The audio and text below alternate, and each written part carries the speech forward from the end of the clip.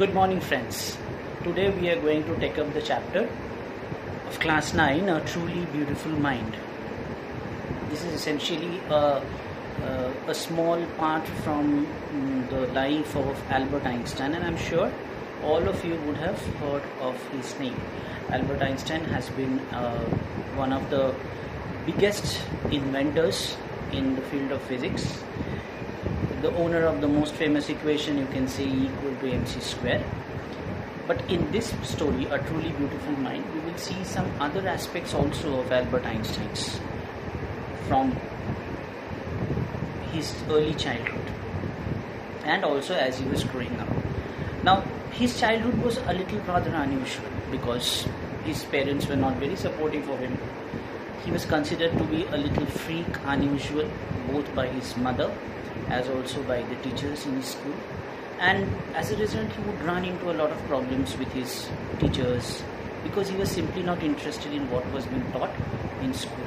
As a result, he was constantly being complained about to his parents by the principal and the other teachers in school, and often he was asked to go out of his classroom, and altogether he was not at all interested in getting the lessons that were being given to him. Now, in A Truly Beautiful Mind, we will see right from the beginning of Albert Einstein's life. He was born in 1879, 14th of March, and he was German by birth.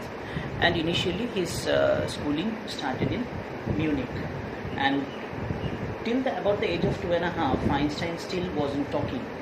And when he started to talk, he was actually talking every word 2 times over. Now, that was something which really surprised and amazed and disheartened his parents, because that's not something very normal. So that was how his childhood began. That's how he started to talk. And he was not playing with his children of his same age. He was not interested to play games. He was in fact called the boring brother by the other children. So that's how he was beginning to grow. And one of the most ironical things that his father heard about Albert was that one of his teachers told about him that he would never become successful in anything he did. So it was immaterial what profession he chose, because whatever he chose, he was not going to be successful in that. So that way Albert Einstein started to grow. He was disillusioned with his books, teachers. The teachers were not happy with him. His parents found him a little too different maybe. And then, from Munich, he moved, that in Germany, he moved to Switzerland. And that's where he got his higher studies in Zurich. And that's where he also met his future wife, who was also a very, very intelligent girl.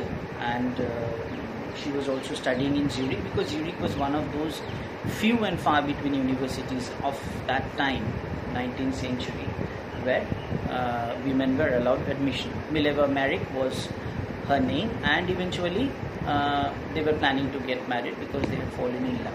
But Albert's mother was not very happy with this relation. She did not want Albert to get married to Mileva because, number one, Mileva was 3 years elder to Albert, and secondly, Albert's mother felt that she was probably too intelligent for the household, because women being very career oriented or trying to achieve something in life or trying to do higher studies in life was not a very, very popular concept of that time. So what did Albert do? Albert was caught somewhere in between. So what he did was he postponed the marriage for a few years, and eventually they did get married. Their marriage wasn't very happy one, not a very successful one, and they also got separated. And Albert, of course, married later on. One very important aspect of Albert's initial years, his growing up years, of course it went on till the end of his life, was he was a very accomplished violin player.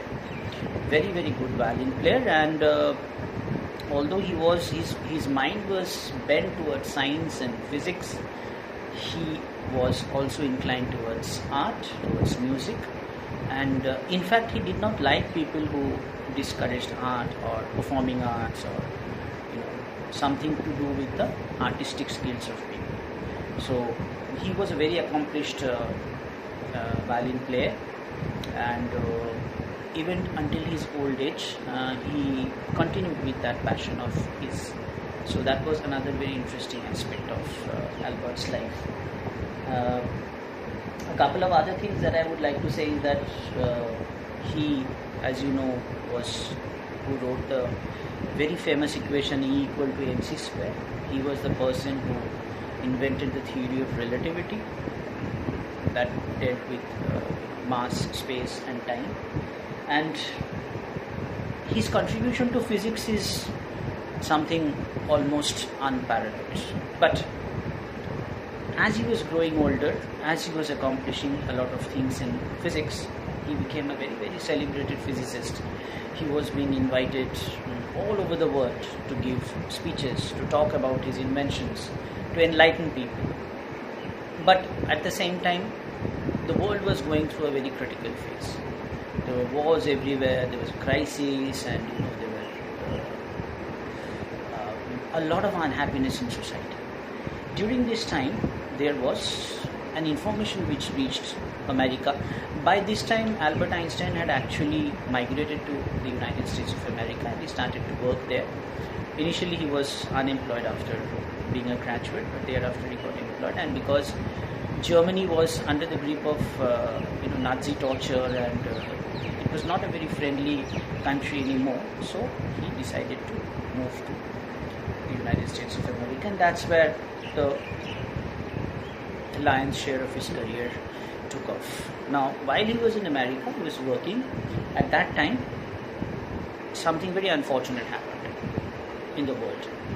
There was a news that Germany had come up with some atomic bomb, something which could destroy the world. Now, this set the world into a state of panic, and in the United States also became very wary of Germany's intentions. So they also built their own nuclear bombs.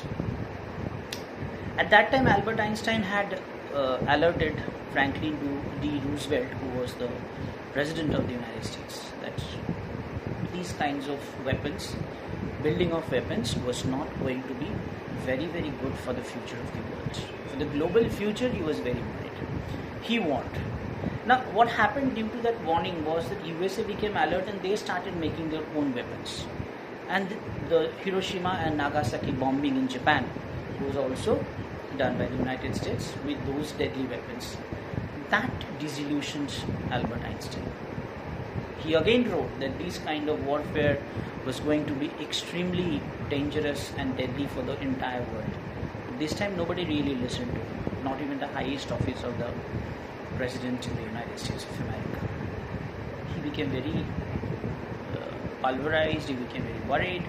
He started to agitate against the government's policies. And he told people, he reached out to people with his opinion that building nuclear weapons, building atomic bombs, this was no solution. This was going to destabilize the world, this was going to lead to oppression, and the stronger countries were going to dominate the richer countries, and a whole lot of inequality was going to set foot on this planet. However, that is what he tried to do, not only as a celebrated physicist but also as a responsible citizen of the world. He tried to do his bit, he tried to mobilize public opinion. But then the political thing went on in its own direction, and he tried his best, but not too much came out of his agitation. Then in 1955, at the age of 76, unfortunately, Albert Einstein died. And well, his work has gone on to build a legacy.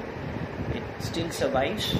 We are still studying Albert Einstein's work all across the universities of the world, and he will forever remain a physicist who gave a new direction to physics. I hope you could get a bit of an idea about the chapter A Truly Beautiful Mind. If you have any questions, please comment on my video on YouTube. and I'll definitely try to get back to you immediately with my response. Thank you. Have a great day.